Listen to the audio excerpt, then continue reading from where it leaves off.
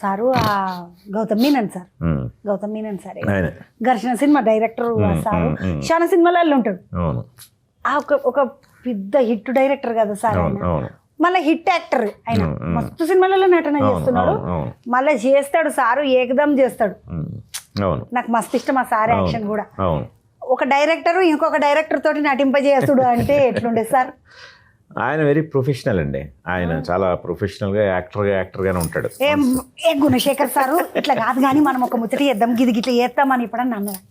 అదే అనరు. ఆయన డైరెక్టర్ కాకపోతే ఆయన ఉండేవాడేమో పాపం. ఆయన ఒక డైరెక్టర్ కాబట్టి అవతల డైరెక్టర్ విజన్కి రెస్పెక్ట్ ఇస్తాడు ఆయన. సో ఎందుకు ఈ డైరెక్టరు ఇది ఇలాగే తీయాలనుకుంటున్నాడు అని రెస్పెక్ట్ ఇచ్చి ఆయన అసలు పక్కా యాక్టర్ లాగా ఏం వచ్చి చేయమంటే అది చేసి వెళ్ళిపోతాడు. అంత ప్రొఫెషనల్గా. అందులో మా ఇద్దరికి కూడా మంచి ట్యూనింగ్ ఉంది.